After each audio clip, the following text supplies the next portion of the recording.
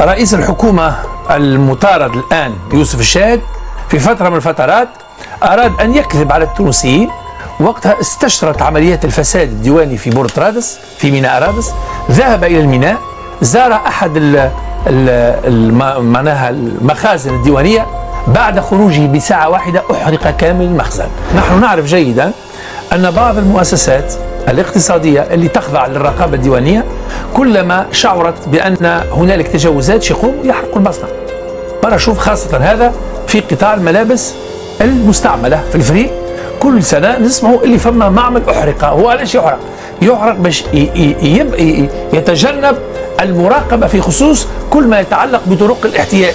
نزيد كان في 3 ماي من سنة 2023 أحد البنوك الشهيرة في تونس، باش نحكيو عليه فيما بعد، اشتعل جزء كبير من أرشيفه وفتح بحث تحقيق. في ذلك الوقت ظننت أنا أن المسألة تتعلق بحادث عرضي، لكن فيما بعد اتضح أنه في تلك الأوقات كان هذا البنك يخضع لرقابة مالية من وزارة المالية في خصوص تجاوزات خطيرة تتعلق بتبييض وغسيل وتهريب أموال. أنا لا أتحدث على نكتة وإنما أتحدث على واقع.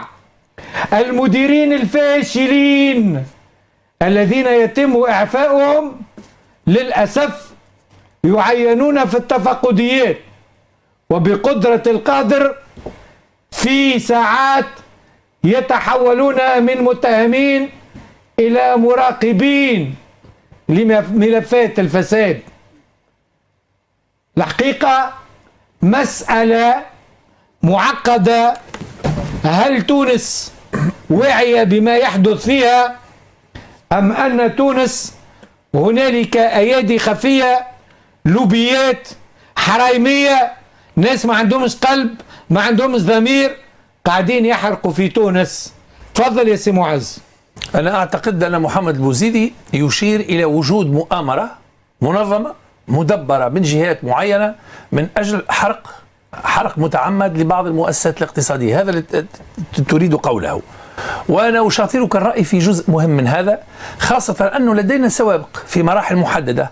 أذكر أن رئيس الحكومة المطارد الآن يوسف الشاهد في فترة من الفترات أراد أن يكذب على التونسيين. وقتها استشرت عمليات الفساد الديواني في بورت رادس في ميناء رادس، ذهب إلى الميناء، زار أحد معناها المخازن الديوانية، بعد خروجه بساعة واحدة أحرق كامل المخزن في عملية تحدي للدولة. شكون حرق المخازن؟ اللي حرقها طبعا نحن نتساءل طبعا من أحرقه. جزء يكون جزء من الديوان اللي يشتغلوا فيها وجزء مراقبيها، لكن المشكل أنه لا الأحزاب ولا رئيس الحكومة ولا القضاء تابع هذا الملف. وأنا أكد لك مرة أخرى، لو يقوم أي مسؤول كبير من الدولة الآن بزيارة مخازن ميناء رادس، وربما لا تتفاجأ سيد بوزيدي، ستستمع أن حريقا قد اشتعل في مكان ما أو في مبنى من تلك المباني. ونجيو المسألة أكثر من هك. نحن نعرف جيدا أن بعض المؤسسات الاقتصادية اللي تخضع للرقابة الديوانية كلما شعرت بأن هنالك تجاوزات يقوموا يحرقوا المصنع. مرة شوف خاصة هذا في قطاع الملابس المستعملة في الفريق، كل سنة نسمعوا اللي فما معمل أحرق. هو علاش يحرق؟ يحرق باش يتجنب المراقبة في خصوص كل ما يتعلق بطرق الاحتيال. والغريب أنه لا القضاء ولا الديوان، المؤسسة المالية وزارة الديوان كجزء من وزارة المالية، ما اتبعش وما تراقبش. نزيد كان في 3 ماي من سنة 2023 أحد البنوك الشهيرة في تونس، باش نحكيو عليه فيما بعد، اشتعل جزء كبير من أرشيفه وفتح بحث تحقيق.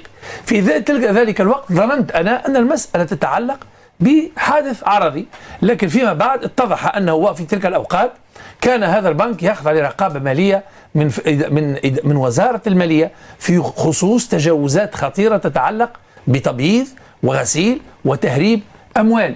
دونك اللي يقولوه الآن يبدو لي أنه إذا كانت هنالك شكوك حول إمكانية وجود عمليات مقصودة مثل هذا المصنع في مجاز البال، من باب أولى وأحرى أن الأجهزة المختصة في وزارة الداخلية والقضاء والنيابة العمومية أن تتحرك من أجل الضرب على أيادي العابثين بالدولة. بطبيعة الحال احنا نحكي على الحرائق المسترابة في تونس، وننتظر أن تتخذ السلطات المعنية كل الإجراءات الردعية ضد المتسبين، وأيضا تحقيقات جدية لتحميل المسؤوليات، لأن كل الممتلكات الخاصة والعمومية هي راي ملك للشعب التونسي، وكل محاولة تخريب ممنوعة، وننتظروا باش نعرفوا الأسباب يا معز.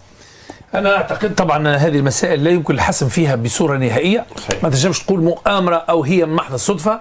الحرائق تحدث في كل بلدان العالم في أوقات معينة، خاصة في اشتداد الحرب، لكن هذا لا ينفي كذلك أن البلد عرضة لمؤامرات، والمؤامرات موجودة دائما سواء من الداخل أو من الخارج. هاو نعطيك أنا مثال يا معز، جريمة دولة. فما بلاصة في قليبيا، بين قليبيا ودار علوش، بعد الثورة الغابة نتاع دار شيشو أحرقت. أنا حضرت سيمو. باهي، وكانت جريمة دولة واضحة المعالم، ونتذكروا الناس الكل أنه طائرات الإطفاء جات حتى من إيطاليا. وبعد سنوات شو ولات المنطقة؟ ولات منتجعات وفيلات وقصور. لمن حكموا هذه البلاد؟ هي مسؤولين في البلاد. الأرض اللي اتحرقت شراوا فيها وشيدوا الفيلات، ولليوم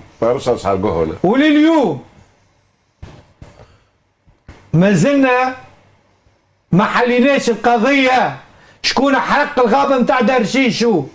بغض النظر أصل الملكية خواص وإلا هي تابعة للدولة. نوضح لك جرائم كما هذه يا دكتور، سامحني سي معاذ، وتورط مسؤولين كبار اللي بناوا وشيدوا الفيلات والقصور والمنتجعات ما حاسبهم حد.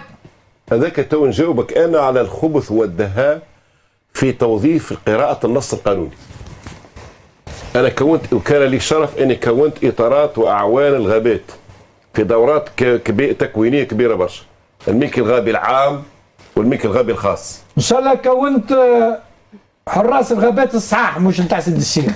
لا، كون نتاع المواطنين والموارد البشريه نتاع الدوله التونسيه.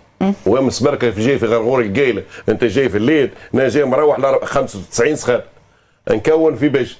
لو كاني ما تستفزنيش خلينا نقعدوا اصحاب. والله ولات عندي فيك شك.